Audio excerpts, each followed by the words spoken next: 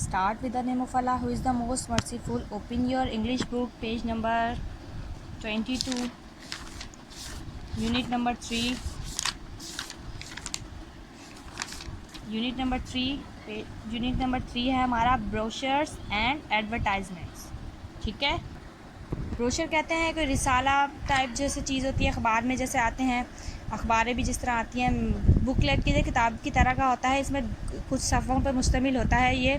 और एडवर्टाइजमेंट का मतलब होता है किसी भी चीज़ की मशहूरी वगैरह करना। ठीक है, अब स्टार्ट करते हैं हम चैप्टर की रीडिंग, जो कि है पेज नंबर 23 पे। यहाँ पे बता रहे फीचर्स ऑफ ब्रोशर, किसी भी रिसाले की खदोखाल कहते हैं, खदोखाल फीचर्स कहते हैं, वो किन चीज़ों पे मुश्तमिल है, वो क्या चीज़ें हैं, उसके बारे में डिस्क्रिप्शन देना। ठीक है, the following are the important features of brochure के, जो एक ब्रोशर होता है, एक रिसाला होता है, उसके जो बहुत ज़्यादा इम्पॉर्टेंट ख़ास जो फीचर्स होते हैं वो कौन कौन से होते हैं।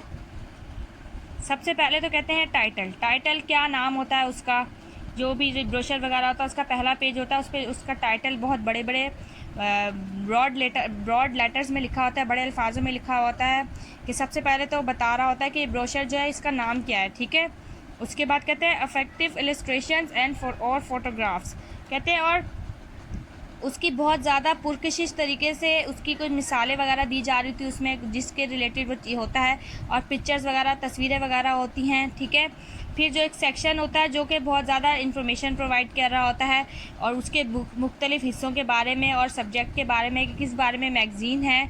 ठीक है,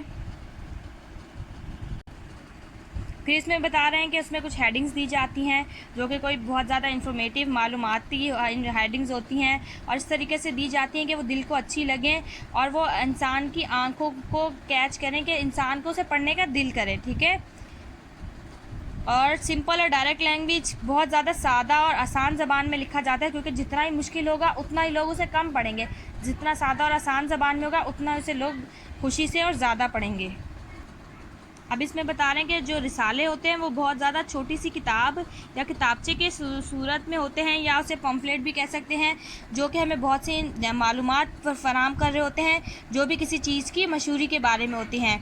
और कुछ जो ब्रोशर्स होते हैं वो जो होते हैं वो डिटेल्ड इंफॉर्मेशन प्रोवाइड करते हैं, बहुत ज़्यादा तफसीली इंफॉर्मेशन प्रोवाइड करते हैं किसी भी, चाहे वो किसी प्रोडक्ट कहते हैं, कोई अशिया के बारे में हो, कोई इंस्टीट्यूट कहते हैं जैसे एजुकेशनल इंस्टीट्यूट होते हैं, या कोई भी किसी भी किस्म का इंस्टीट्यूट होता है, इदारा होता है, उसके बारे में होते हैं। और उनका जो मकसद होता है वो अपनी जो होती है उनकी प्रोडक्ट अशिया उनको सेल करना होता है, या वो कोई सर्विसेज वगैरह प्रोवाइड कर रहे होते हैं तो उनको प्रोवाइड करना होता है। ठीक है, उसके बाद कह रहे हैं कि कुछ जो दिलचस्प जो फैक्ट है, जो बातें हैं वो बताते हैं उस जगह के बारे में, कि वो पीपल को, टूरिस्ट को, जैसे कि अगर कोई जगह है, किसी ट्रैवलर के लिए कोई ब्रोशर है तो वो टूरिस्ट जो होते हैं जो उनको अट्रैक्ट करने के लिए बताते हैं। और इसी तरह वो अपने रिलेटेड जो उनका ब्रोशर होता है उससे रिलेटेड इश्यूज़ और इवेंट्स को भी लेके आते हैं, और उसमें इंफॉर्मेशन लोगों को बता रहे होते हैं।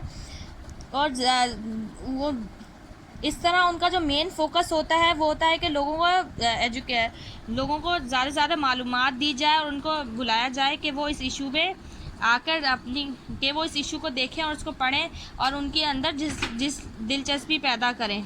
ठीक है, और वो जो ब्रोशर होते हैं, ये जो रिसालत है, बेसिकली ये होते हैं कि लोगों की जो लोगों को अपनी तरफ मुतवज्जा करने के लिए, अगर वो कोई चीज़ बना रहे हैं कि उसकी डिज़ाइन वगैरह की, उसकी तस्वीरें, उसकी शक्लें वगैरह बना के देंगे, तस्वीरें वगैरह बना के देंगे, उसके बारे में इंफॉर्मेशन देंगे कि या वो प्रोडक्ट होगी या वो सर्विसेज होंगे, उससे रिलेटेड ऐसी चीज़ें डालेंगे कि लोगों उसकी तरफ अट्रैक्ट हो, मुतवज्जा हो, क्योंकि ब्रोशर का मकसद ही ये होता है कि लोगों को अपनी चीज़ें, अपनी सर्विसेज की तरफ मुतवज्जा करना। अब यहाँ पर बता रहे हैं फीचर्स ऑफ एन एडवर्टाइजमेंट। अब एडवर्टाइजमेंट क्या है, उसके फीचर्स क्या होते हैं। Following are the important features of an advertisement. अब जो मशहूरी हम करते हैं, मशहूरियाँ वगैरह आपने देखा है, अक्सर टीवी वगैरह पे भी ऐड वगैरह आ रहे होते हैं, अक्सर आपके घर में पम्फलेट्स आ रहे होते हैं, और अक्सर आपके घर में कभी बुकलेट टाइप, जिस तरह जो डिज़ाइनर्स होते हैं वो अपनी बुक्स वगैरह बुकलेट बनाते हैं, ब्रोशर्स वगैरह, उसके ज़रिए एडवर्टाइजमेंट कर रहे होते हैं। एडवर्टाइजमेंट के बहुत से तरीके होते हैं। अब अगर बुकलेट बनाएंगे तो उसमें नेम, अपने प्रोडक्ट का नाम रखेंगे, उसकी तफसील बयान करेंगे, उसका सीलिंग पेंट जो भी सब कुछ है वो, मतलब उस प्रोडक्ट से रिलेटेड जितनी भी चीज़ें होंगी, और वो बहुत अच्छी अच्छी सी हेडिंग डालेंगे, और इंसान की ऐसी चीज़ें इस तरीके से वो बनाते हैं कि इंसान जो आंखें जो उससे मुतासिर हों और वो उसको पढ़े, उसकी तरफ देखे, और बहुत ही शानदार तस्वीरें वगैरह डालेंगे कि किसी न किसी तरीके से वो अपनी प्रोडक्ट को इंसानों की ज़िंदगी में बहुत ज़्यादा प्रोमिनेंट कर सकें और लोग उसकी तरफ मुतवज्जा हो सकें।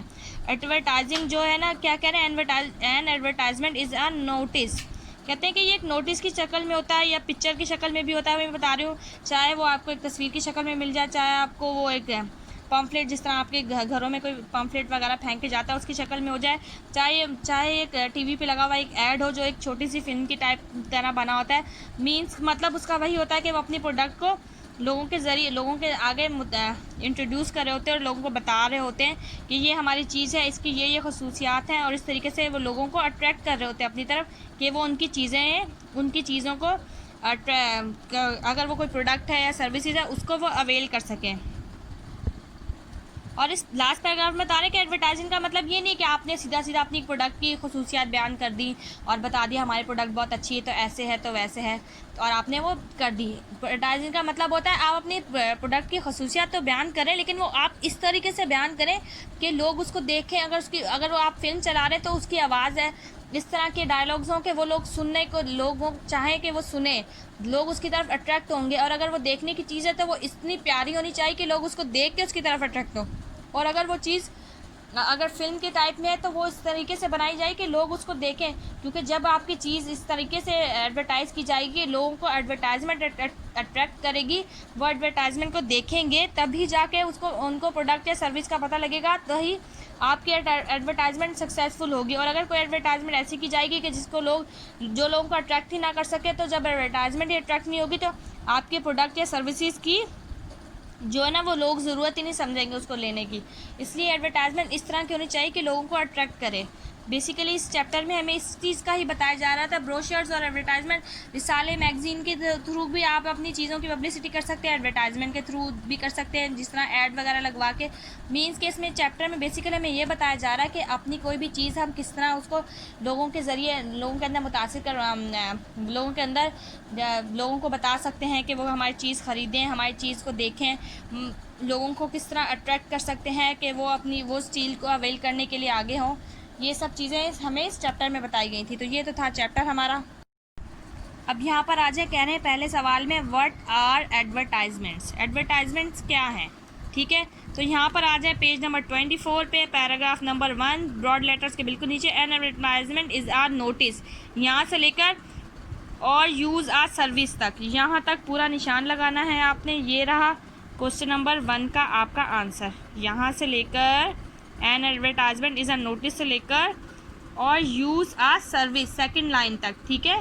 ये रहा क्वेश्चन नंबर 1 का आपका आंसर, ठीक है। अब now move to question number 2, कह रहे हैं what are the important features of a brochure, brochure के इम्पॉर्टेंट फीचर्स कौन कौन से हैं। अब ये आ जाए पेज नंबर आप 23 पे, ये देखें पेज नंबर 23 है, फीचर्स ऑफ अ ब्रोशर, ठीक है। ये बड़ी बड़ी हेडिंग डली हुई है, फीचर्स ऑफ अ ब्रोशर। ये आप ब्लॉक लेटर्स यहाँ से हेडिंग डालेंगे पहले पूरी, ठीक है। यहाँ से आप लिखना शुरू करेंगे फीचर, ये हेडिंग डाल के नीचे से the following are the important features of a brochure, यहाँ से लेकर यहाँ तक सिंपल एंड डायरेक्ट लैंग्वेज, यहाँ तक पूरा आपका ये आंसर आएगा, ठीक है। ये पूरा आपका आंसर क्वेश्चन नंबर 2 का, ठीक है। अब आ जाए what are the brochure used for, अब कह रहे हैं ब्रोशर किस लिए इस्तेमाल किए जाते हैं, ठीक है। अब आ जाए एक और सवाल है इधर, यहाँ पे लिखा है what are the important features of an advertisement, important features of an advertisement. यहाँ पर आ जाए ब्लॉक लेटर्स में लिखा हुआ है फीचर्स ऑफ एन एडवर्टाइजमेंट, यहाँ से आप लिखना शुरू करेंगे, पूरी हेडिंग डालेंगे पहले, ठीक है। फिर यहाँ से the following are the important features of advertisement से लेकर इमोटिव ऑब्जेक्टिव एडजेक्टिव्स तक, ठीक है। सुपरलेटिव एंड इमोटिव एडजेक्टिव्स, यहाँ तक पूरा ब्लॉक लेटर्स का है। ये आपने पूरा आंसर लिखना है। किसका आंसर है? Features of an advertisement. ये क्वेश्चन भी हो गया हमारा। यहाँ आ जाए सवाल में लिखा हुआ does advertisement persuade us to buy a product, तो यहाँ पे सिर्फ डज की जगह आप लिखेंगे येस, ठीक है, क्या लिखेंगे? येस। डज की जगह लिखेंगे आंसर में येस।